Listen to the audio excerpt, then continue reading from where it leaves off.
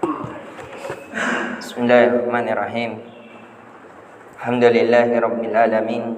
Salatu wassalamu ala Rasulillah ma ba'd. Allahumma anfa'na bima 'allamtana wa 'allimna ma yanfa'una wa zidna 'ilman. Assalamualaikum warahmatullahi wabarakatuh.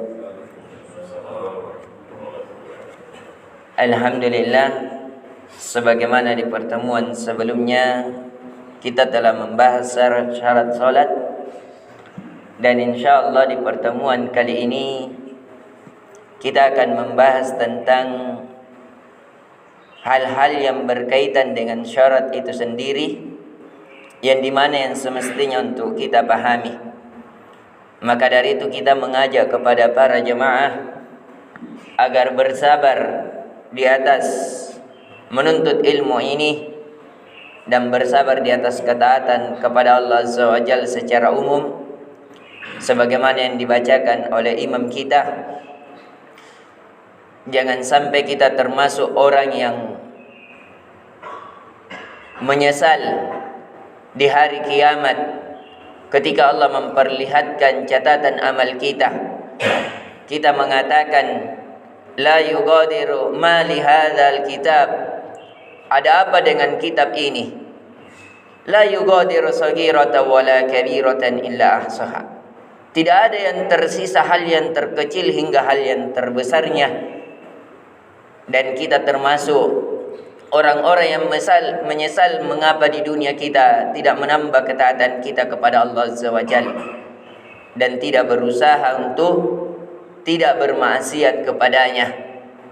Semoga Allah melindungi kita dari kemaksiatan kepadanya dan menguatkan hati kita untuk berada di atas ketaatan kepadanya. Sebagaimana yang telah kita pelajari bersama, bahwasanya seseorang terangkat dari hadas kecil maupun besar itu adalah syarat dari syarat-syarat salat. Kemudian dengan cara apa seseorang mengangkat hadasnya, yaitu dengan cara berwudu atau mandi atau hal yang menggantikannya, yaitu dengan cara berwudu. Asalnya berwudu dengan cara memakai air atau bertayammum. Insyaallah di pembahasan selanjutnya kita akan mempelajari cara bertayammum dan cara berwudu sesuai dengan tuntunan Nabi sallallahu alaihi wasallam. Namun sebelumnya, berwudu asalnya dengan cara memakai air. Air inilah yang akan kita jelaskan secara detail dalam semua mazhab. Yang paling utama untuk kita pahami asal-asal air itu sendiri. Air ini terbagi menjadi 5. Yang pertama, air yang tahir wa mutatahhir.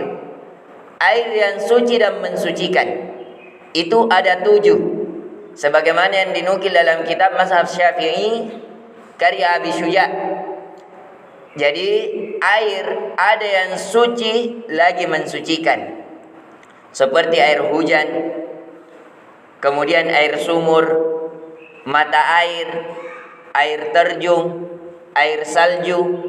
Itu semuanya air yang suci dan mensucikan. Dan ada air suci tapi tidak mensucikan. Air artinya tidak bisa dipakai berwudu atau tidak bisa dipakai untuk mengangkat janabah. Seperti misalnya air teh gelas, air teh, air kopi, itu suci tapi tidak bisa mensucikan. Ini yang harus kita pahami. Ada air yang suci dan mensucikan sebagaimana yang kita sebutkan, dan ada air suci tapi tidak mensucikan. Sudah ada 2 ilmu tambahan di kajian subuh ini. Dan yang ketiga adalah air yang najis. Memang dia airnya najis secara mutlak, misalnya air kencing dan yang lebih dari itu. Dan ada air yang mutanajjis, yang terkena najis padanya. Ini menjadi pembicaraan di kalangan para ulama, khususnya dalam mazhab Syafi'i mengatakan walaupun ia terkena najis, tergantung terkena najisnya. Najis apa yang mengenainya? Kalau najisnya najis yang dimaafkan, misalnya kita ada kolam, tidak ada penutupnya, kemudian ditai turun kotoran padanya, misalnya teh burung atau teh cicak, maka itu dimaafkan. Tapi kalau terkena najis dan kurang dari 2 kullah, 2 kullah itu ukurannya sekitar 270 liter. Bagaimana kalau tidak ada literan? Misalnya kita musafir, ada wadah, tempat yang dimana tergenang air, dan kita mau sholat, mau berwudu padanya, tidak tahu apakah ini air terkena najis atau tidak, maka asal air adalah suci dan mensucikan. Asal air adalah suci dan mensucikan. Adapun ukurannya, kalau misalnya terkena najis, kita misalnya mau pergi berwudu di tempat tersebut, kebetulan di sana ada anjing yang kebetulan minum di tempat tersebut, maka ini yang menjadi pembicaraan di kalangan para ulama. Ada yang mengatakan kalau lebih dari 2 kullah, bagaimana kita tidak bawa liter? Bagaimana bisa ditahu bahwa air ini banyak lebih dari 2 kullah? Maka kita mengambil teknik dari guru Imam Syafi'i, yaitu Imam Abu Hanifah rahimahullah ta'ala. Caranya digoyangkan ujung sudut airnya. Kalau di bagian ujungnya goyang, maka itu termasuk air yang tidak banyak.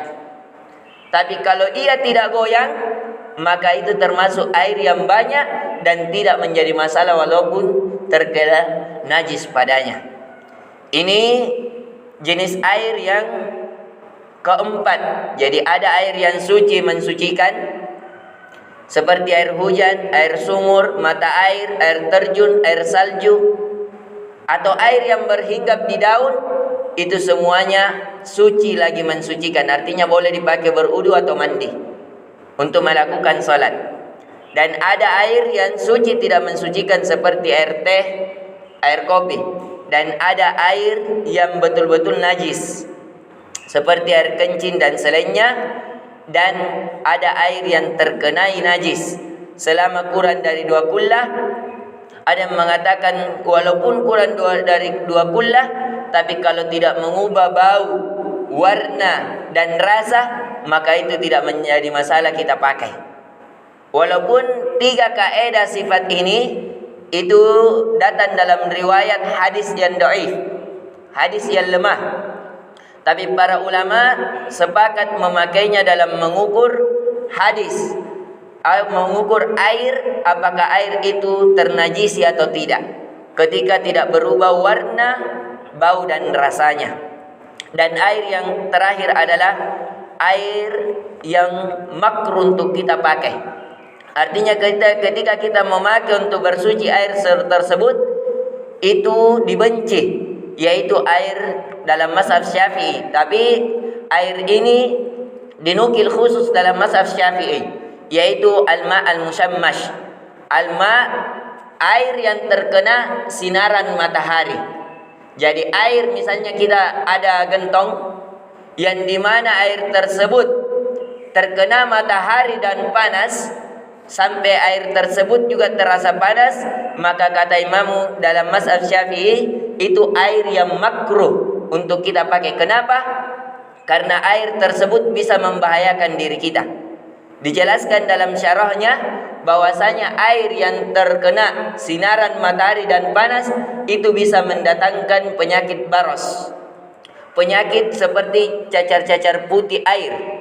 Karena air yang terkena matahari hendaknya didinginkan terlebih awal, kemudian dipakai.